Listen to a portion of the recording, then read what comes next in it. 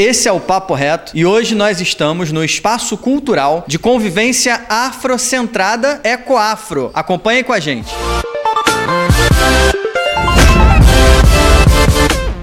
Vamos conversar com a Márcia Fonseca, idealizadora do Griot e parceira aqui da Ecoafro. Obrigada por vocês estarem aqui, agradeço muito. E aqui é um espaço que a gente pode trabalhar as mais variadas expressões da cultura popular. Da cultura popular que a gente está falando é essa matriz africana, essa matriz indígena, né? E seus descendentes, que somos todos nós praticamente. Então aqui é uma casa temática que a gente trabalha vários conceitos ao redor desse tema, além de várias outras atividades no qual a comunidade negra pode se reunir, falar, trocar ideias, buscar alternativas, buscar soluções para que a gente tenha mais igualdade na nossa sociedade. A problemática é que a gente não tem visibilidade. A cultura popular de matriz africana e indígena, ela não tem visibilidade na circulação comum dos bens culturais de várias cidades. Isso não é uma problemática de Cabo Frio, é uma problemática do Brasil mesmo. Agora vamos conversar com a Andréia Fernandes, que também é idealizadora do Griot.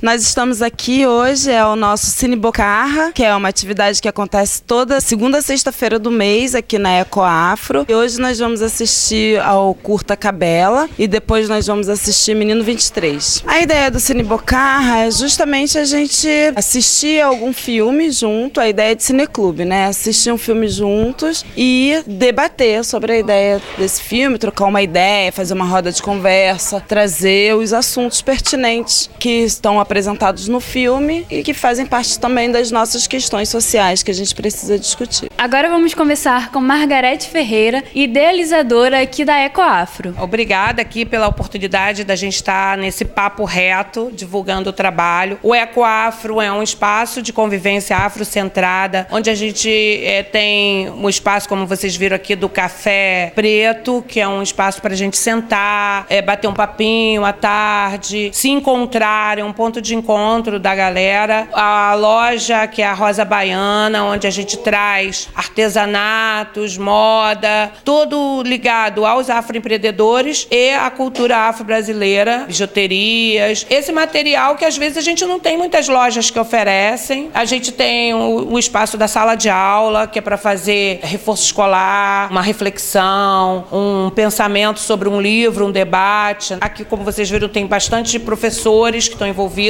no programa, como a Márcia, a Andréia, o Pierre, o Felipe, Edna. Então são pessoas que estão aqui nesse trabalho junto com os parceiros, que a gente tem o Grupo Griot, tem a Rede das Pretas, tem o MNURJ, que são parceiros institucionais e alguns parceiros que trazem atividades para o espaço, rodas de conversa. Esse Cine Bocarra, que é uma ideia do Grupo Griot, junto com o Tambor de Iaiá, que acontece todas as quintas-feiras. Aí a gente tem essa sala de aula, que é também uma biblioteca, que é a Sala Plínio Ferreira. Tem a sala de costura, com curso de corte e costura, cursos de manuseio de equipamento, né? Porque tem overlock, reta, tem a máquina de transfer. Então, também a pessoa pode aprender a manusear esse equipamento. E artesanato. A gente está em fase de montagem da sala de terapias integrativas. Quem tiver uma maca para doar. Olha só, a gente também aceita doações, né? Então, a gente aceita doações, vem conhecer o projeto, vem ver o que você pode contribuir com a gente está aberto para receber contribuição de todos os tipos, contribuição em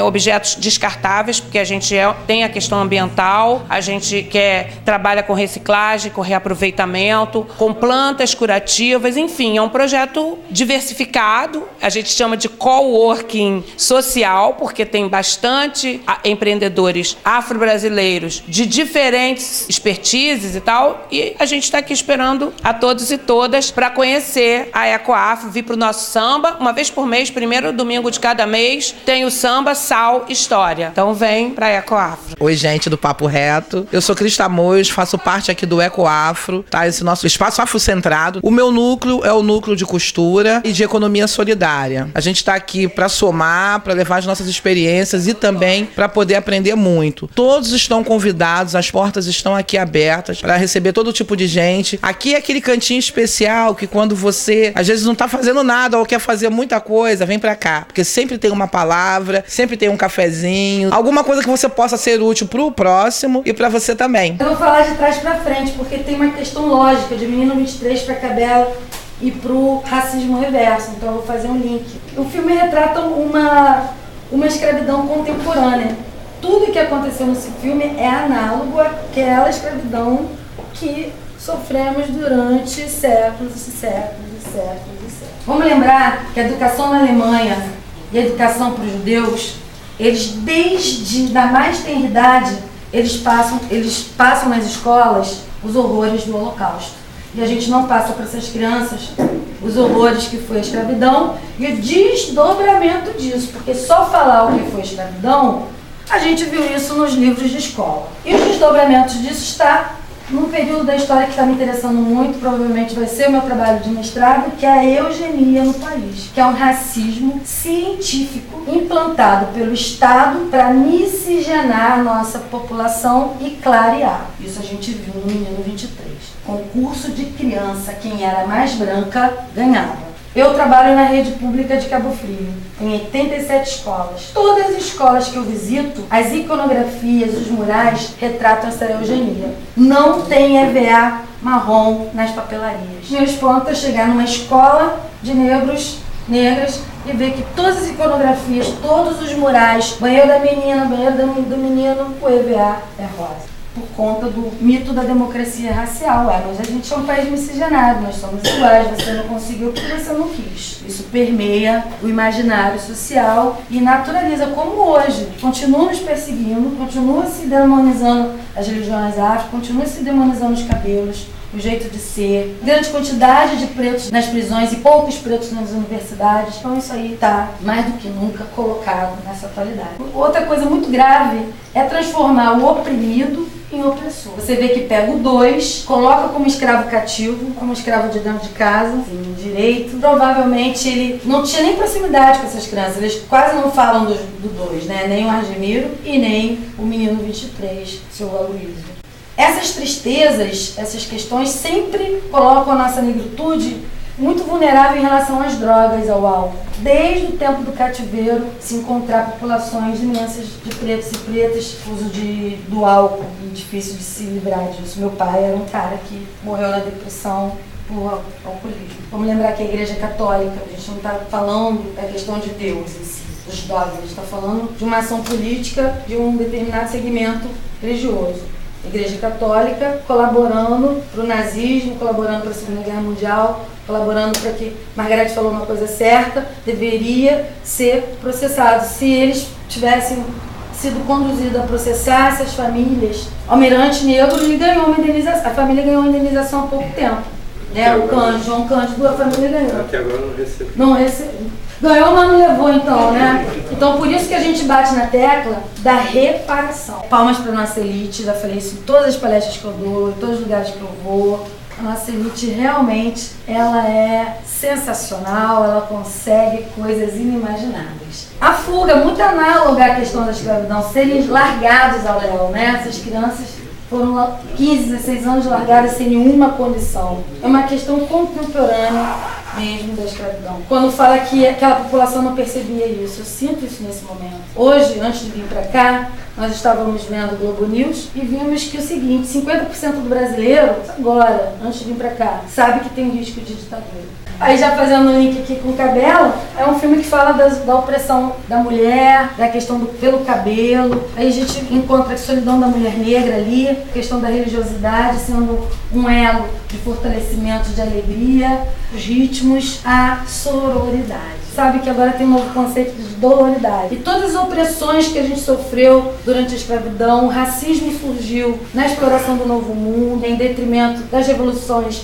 industrial e francesa. E você vê o racismo colocado de maneira que visibiliza, subjuga. E a primeira coisa que uma criança que está em contato, primeira vez que ela vai para a escola, que ela está em contato com a sociedade, ela passa mais tempo na escola do que qualquer outro lugar, ela logo é chamada de pico duro, beiço de égua, macacos bom, como eu presenciei em Catarina, e ainda passa por essa questão da eugenia. Até hoje a eugenia está aí, como eu disse para vocês, não deve vender EVA marrom nas papelarias. E aí a gente vai para o racismo reverso, para mostrar que não existe racismo contra a raça branca, porque o racismo estrutural é aquilo que invisibiliza e exclui os negros das posições de poder.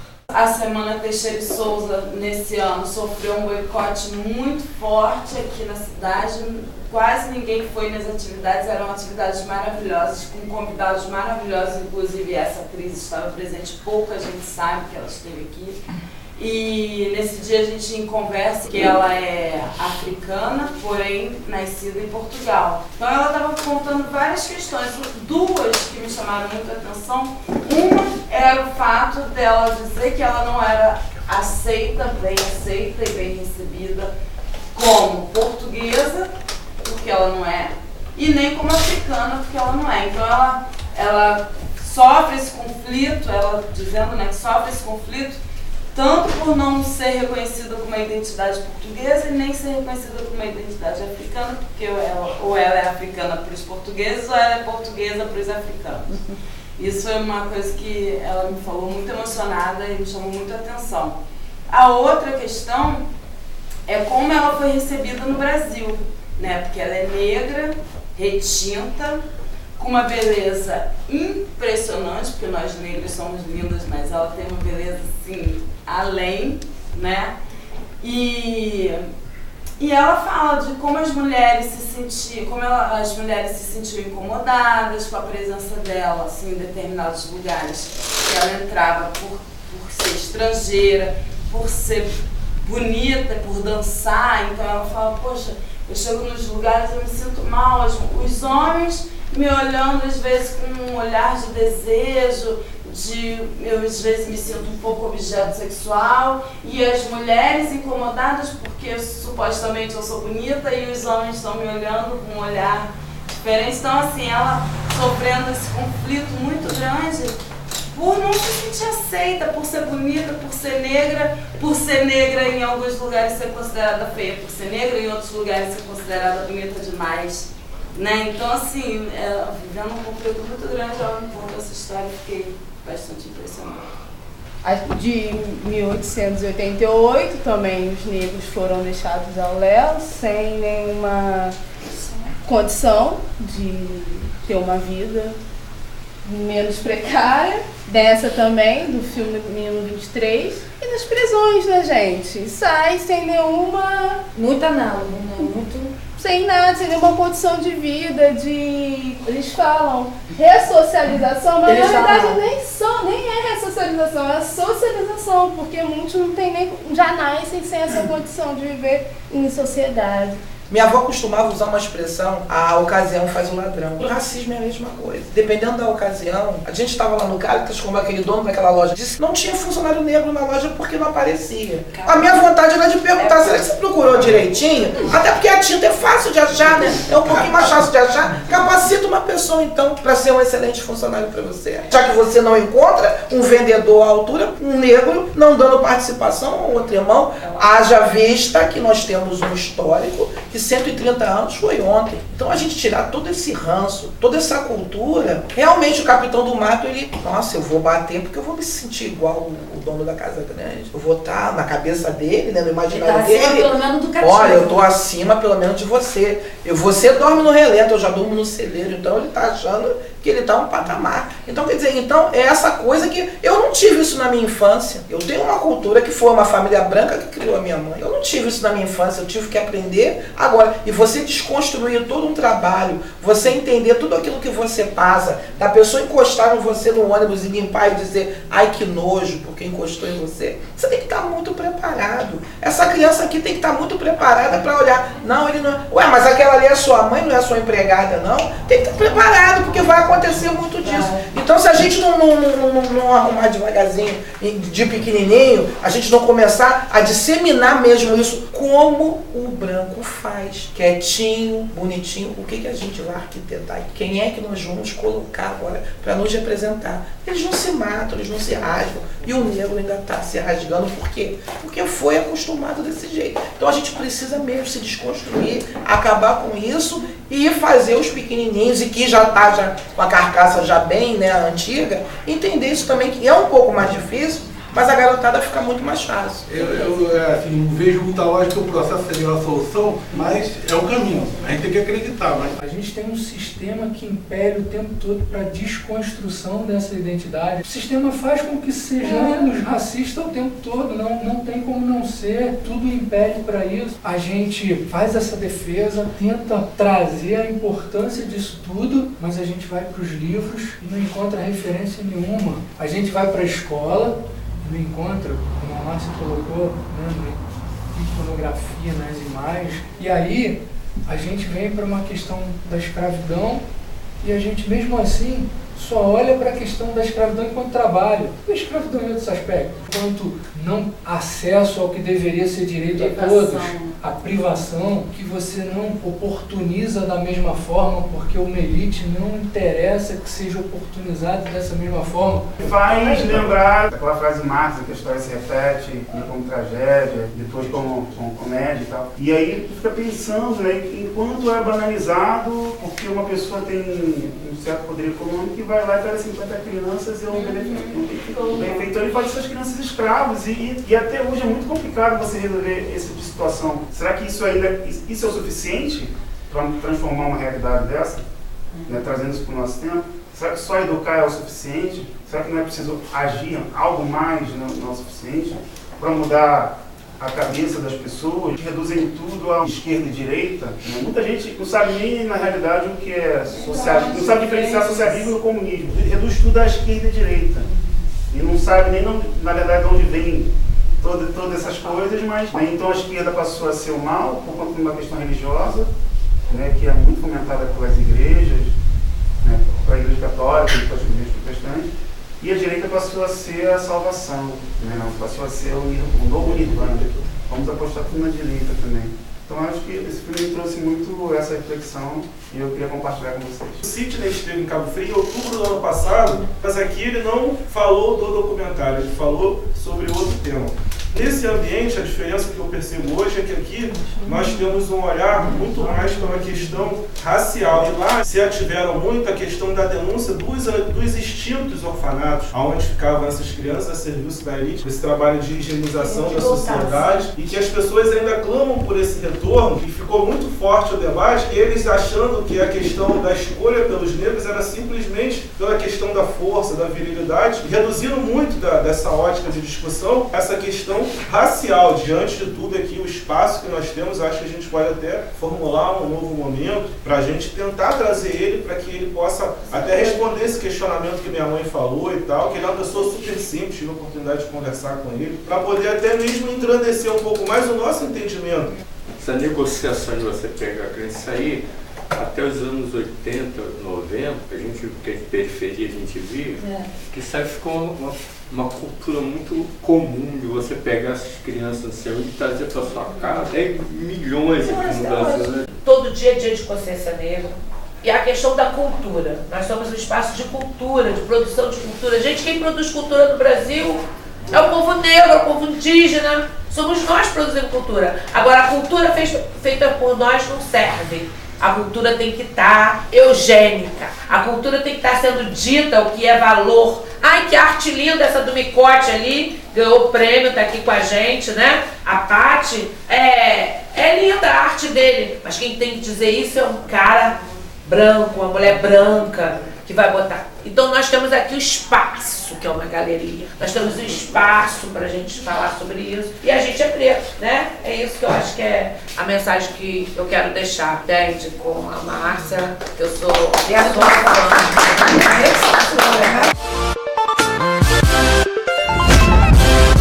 O ramo da costura é uma coisa assim que é o ano todo, né? Você tem costura o ano todo, seja fazendo um artesanato, né? E o artesanato tem aquele cantinho assim muito especial no meu coração, porque assim, não é que eu tive o prazer, mas eu já tive 2 vidas que se salvaram graças ao artesanato. E uma coisa também que eu falo para as meninas e muitas, vamos fazer bonecas pretas, o mundo precisa de bonecas pretinhas para a gente poder se sentir representado, para as crianças negras também se sentirem representadas.